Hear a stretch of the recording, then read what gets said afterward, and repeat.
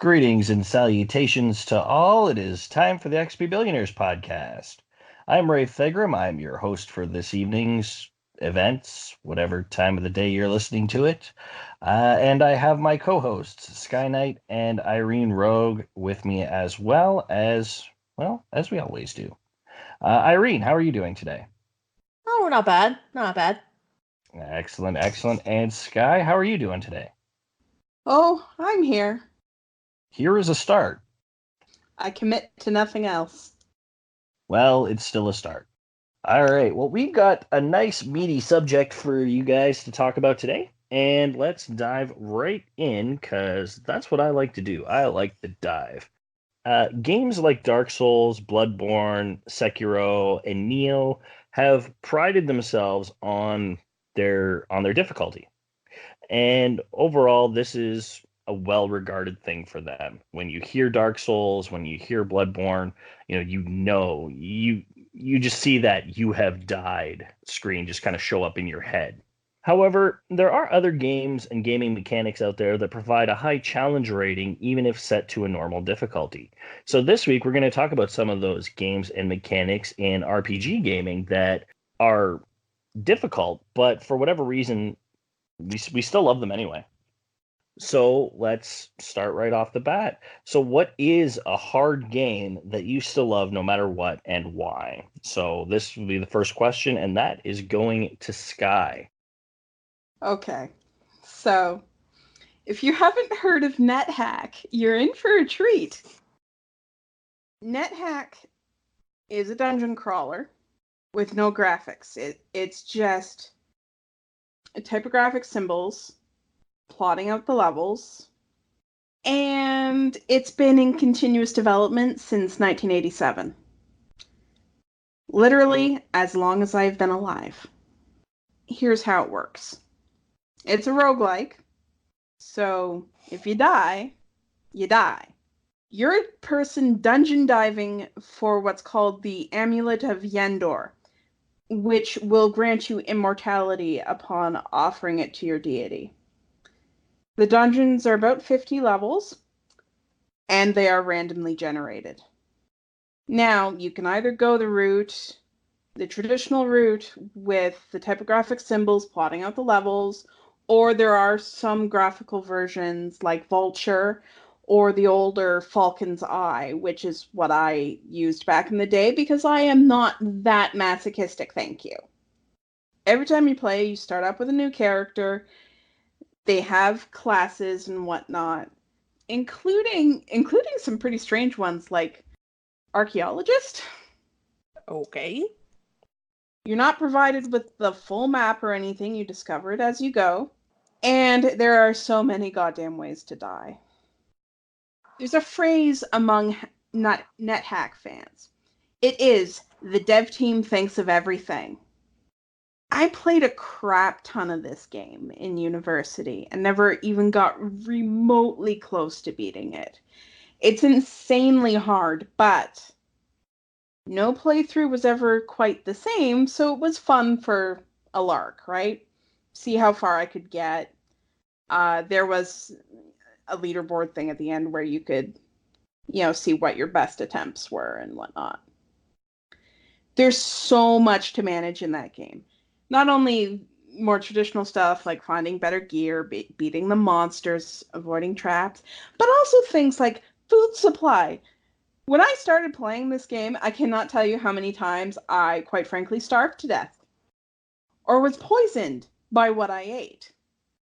In addition to this, you need special scrolls to identify certain items, such as potions. And if you don't identify them before drinking them, they could easily kill you as opposed to heal you. Also, if you come across a store, because there are stores down there, do not fuck with the merchant. The merchant will whoop your ass. So, yeah, that is only a fraction of the craziness that is this game. And so if you ever feel like punishing yourself for a lark, there it is. Irene, you're up.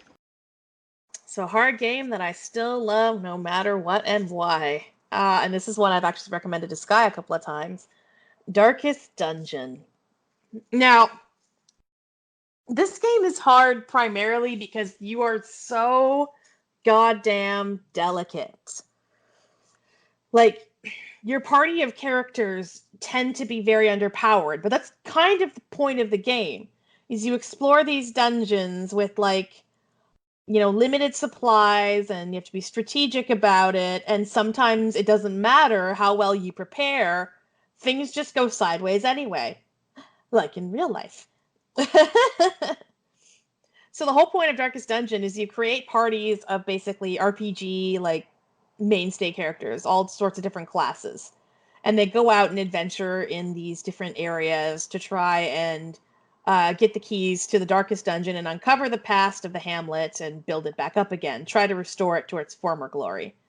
Well, a lot of games, they don't really try to address, like, oh, your character is going in and out of these harrowing situations all the time.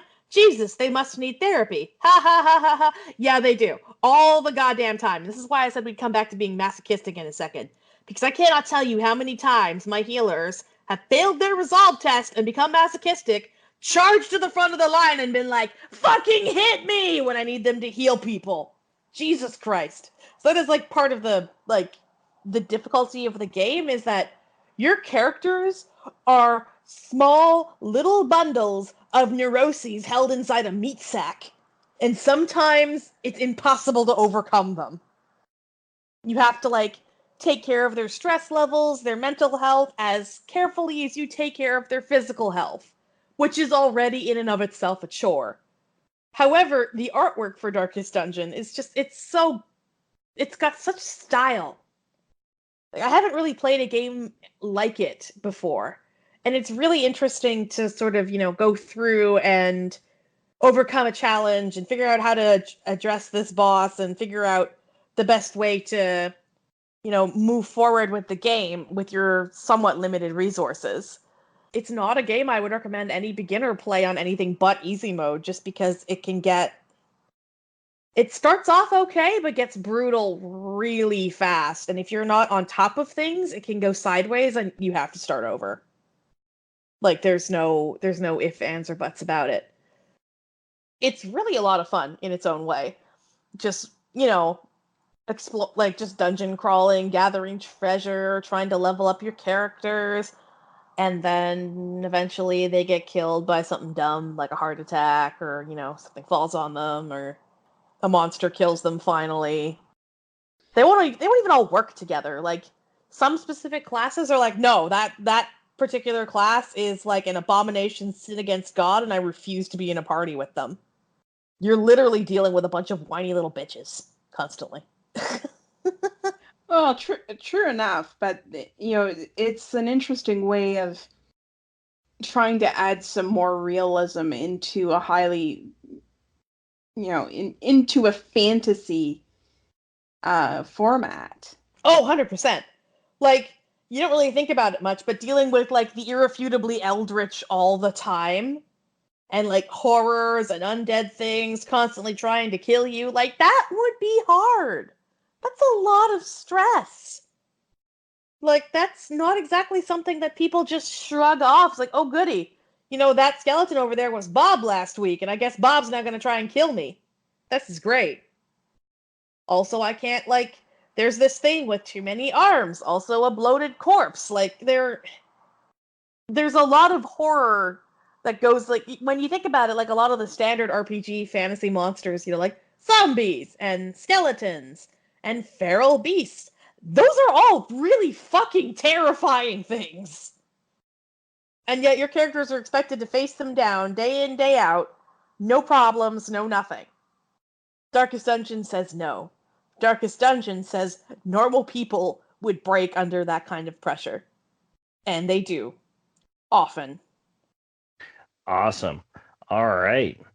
Well, for me, mine is an old JRPG for the PS3 that I know I've talked about a couple times on here, but not that often. But mine is Resonance of Fate. Like, this game was, in a word, just awesome. The visual style, the gun acrobatics was always fun to watch. And the gun customization system was ridiculous but great. But more importantly, the game was challenging and could be very punishing, especially in the early game. Oh yeah, It, I remember very well. I actually didn't understand how to play this game until Rafe showed me. And then I was like, oh. And if you didn't play it in a very specific way, you would just gonna get your ass handed to you constantly. yeah. There was a very steep learning curve with it, and if you didn't make it work to your advantage, you would be punished severely. So, to give you a bit of a run, every action run you'd take would cost you one bezel point, and the game starts you with very few. I believe it's only three to get started. You can also lose bezels when you take damage as well, so you have to be really careful that you're actually making the kills. And since there's so many different steps required to kill an enemy, basically you have to deal scratch damage and then turn that scratch damage into real damage. You really had to make sure you were calculating your moves as precisely as possible. Now, successful runs could also gain you bezel shards or bezels during the fight as well. So you really had to just plan your point of attack very carefully. The overall difficulty at the start of the game is so much higher because you only have three to get started with, and you gain more as you progress through the storyline, or you find shards across the world map, very similar to like in Legend of Zelda game where you get the heart pieces. So you collect four of them to get another heart. In this case, it would be you collect four bezel shards to get another bezel. So it allows you to make more actions. And as you're leveling up, that just became more advantageous for you because you're able to take more actions, but you're also upping your guns and you're doing more damage. You're making it easier to kill. So it became less of a problem. But that early stage was the make or break point for this game. This was going to determine whether or not you were really going to enjoy yourself or not. If you got past it, you ended up with a fantastic experience throughout the rest of the game. But if you didn't, and I know there's a lot of people who didn't, if you didn't, like I understand if you decided to put the game down after that. Like I've mentioned this in the past, but I ended up loving this game enough that this was actually my very first platinum trophy on the PS3. I went into the game after seeing so many people online complaining about how difficult and how terrible the combat system is that I had to experience it for myself. So I went for it, and I ended up finding one of the best PS3 games I could ask for, at least from a gameplay perspective. The story wasn't explained very well, unfortunately, but there is at least some background lore that you can kind of pick up on to kind of understand what's going on. To each their own, one way or the other, but I felt the challenge fit the combat system, and I respected Tri-Ace for doing something so different in that regard. So that's definitely one I will always say is challenging, but I will never hate it. It's also been remastered. It has. Yes, that is very true. It's also been remastered. You can get it for PS4 digitally, which is awesome. I have yet to do it myself, just because I haven't been ready for another playthrough. Too many new games coming out. I got to pick my battles. I was one of those people that gave up early because I just couldn't figure out the trick to the battle system. Like that was the thing. A lot of people were saying the battle system was too complicated and too difficult, and it didn't make any sense. But they were missing out on the game didn't explain itself super well. So like in order for you to fight, you had to use like the hero actions where you'd go running across the screen and you could take multiple actions in a turn. I think, like many other people, may have thought that, like, for me, I was like, those are like in an emergency, you use those. No, you have to use those all the time and gain back your bezels as you like do stuff in that action. Like that wasn't really clearly explained, and I think it took actually seeing you do it to make me understand that the combat system, while not intuitive, was like it was doable. It just it wasn't necessarily the way that like RPG gamers have trained themselves to play, which is like you keep your, big burst actions for emergencies and boss fights, when in reality you want to be using those all the time. Well, exactly. And I don't know what it was for me. Like I didn't find it that unintuitive. I actually had no problem figuring all of this out, but I mean, that maybe my brain just works outside the box too often. I don't really know, but I mean, I had it figured out. I loved it, and yeah, but I even admit that it was difficult at the beginning. You make one wrong step and you're hosed. There's no denying that. Yeah, it was pretty punishing. Yeah. Well, and I think honestly there was a lot of people don't like change, and that game was a lot of change. Yeah, it wasn't a standard JRPG whatsoever. Like I said, it's sort of like, yeah, I'm gonna blow my big skills all the time. Why would I do that? Well, actually, this combat system forces you to. There's no way to not. Yeah, no, exactly. But on that note, let's move on to our next question. So, Sky, I'm going to ask you this and we'll go around about it. What is a mechanic that adds difficulty to a game you love that you could just do without? Well, the thing that immediately came to mind for me were real-time clock scenarios. Yes! I freaking hate them so much. Like, the instant I see a ticking clock on the screen, I start stressing out. A few games I've played have had this. I mean, Final Fantasy VII had one near the beginning. Persona 2 Innocent Sin also had a 10-minute one at one point. And I find it just makes it not fun. You're stressing out. Usually you can't save. So you're stuck finishing this. And you're more likely to make mistakes because you're feeling rushed. And if the game is on the more difficult side, that can be a real problem. So yeah, I hate these scenarios. Like they're just not fun. See, when I saw like real time clocks, I was like, oh, good, somebody's going to redress the things like I've never been a fan of I like the Persona games. I do. I love them. I don't like the fact that I have a certain amount of calendar time to finish the game. It drives me crazy. Yeah, no, that I don't mind. It's the actual you have 5 minutes to get this done or we game over you. And I'm just like, fuck you. Put a clock on an escort mission. Watch this guy's brain explode. Yes, I'm just like, nope. This guy's like, well, this game had a good run, shuts it off, and never turns it on again. So dumb. And like I have looked past it in certain situations. I finished Persona 2 Innocent Sin and loved it. But I I just always remember that going like, ugh, why? Especially since time in video games very rarely passes like time in the real world, so it's like suddenly we're going to sync up these two clocks. It feels a little artificial. True. Yeah. It's a good point. All right, what did you have, Irene? Me, RNG bullshit. And this happens with like a lot of roguelikes, especially like Darkest Dungeon, actually, and it is the reason why I say people should probably not play that game on anything but easy mode. Because RNG is a little bit more forgiving, and it turns off some things that make RNG completely unforgiving. So, remember how I said you could plan and you could have all your supplies ready and still get fucked over by RNGs?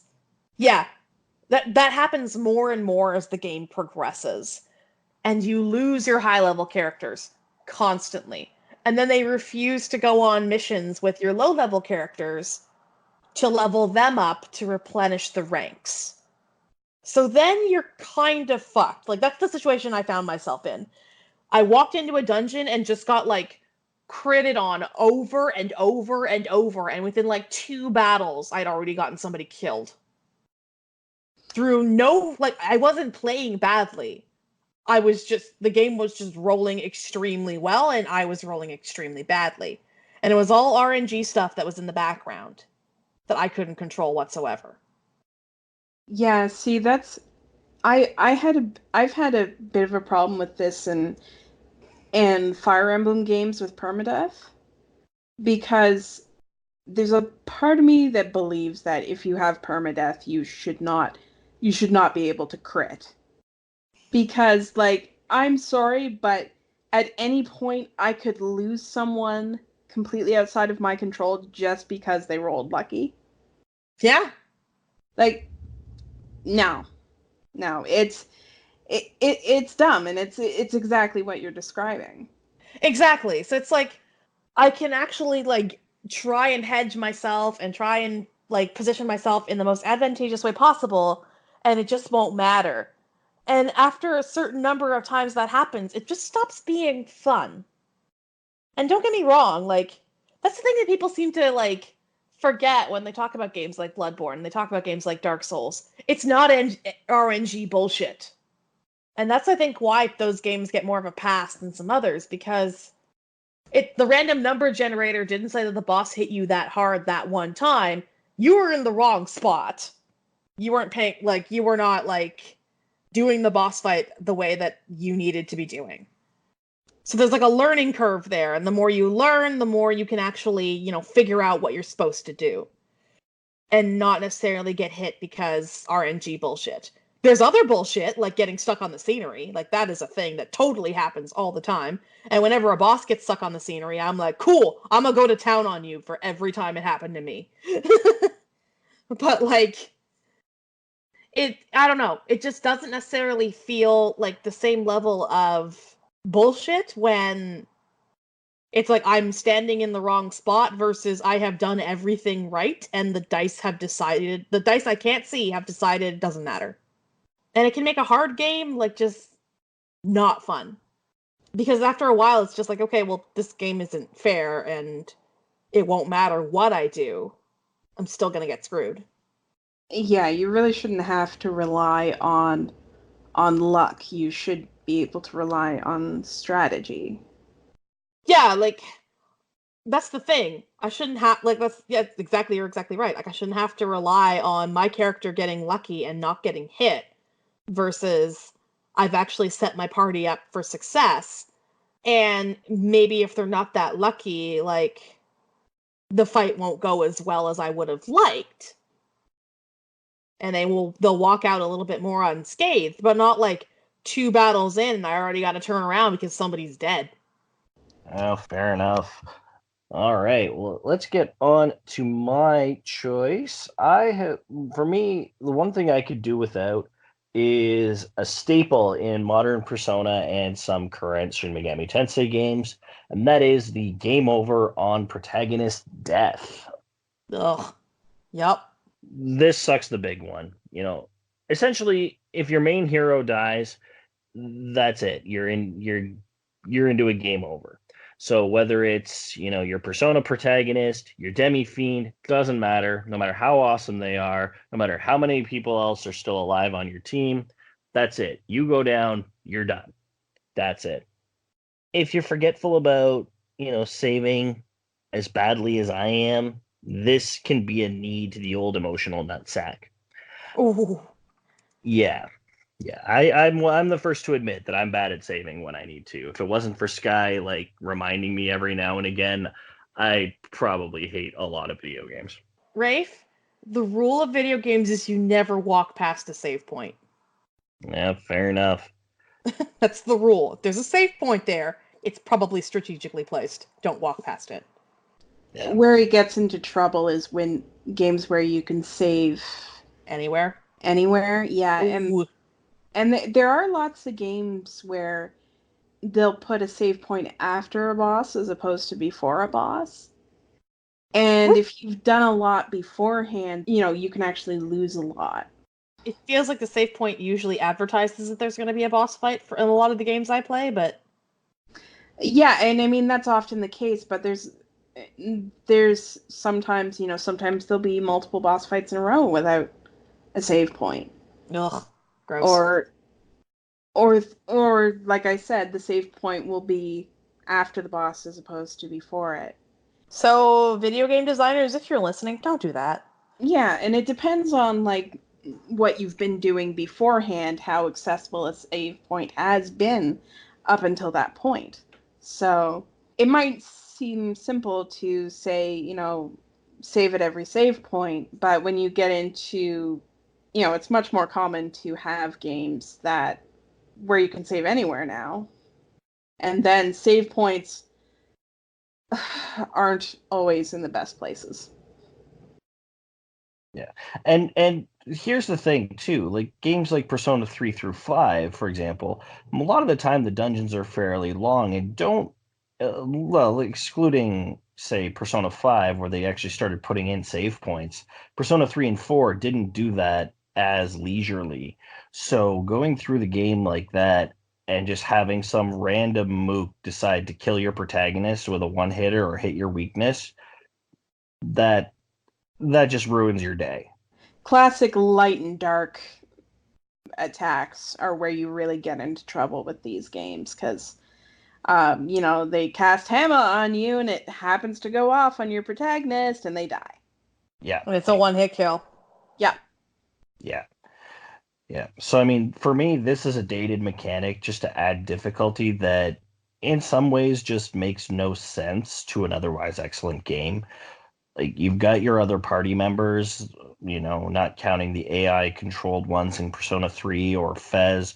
Those were terrible AIs. But that's a story for another day.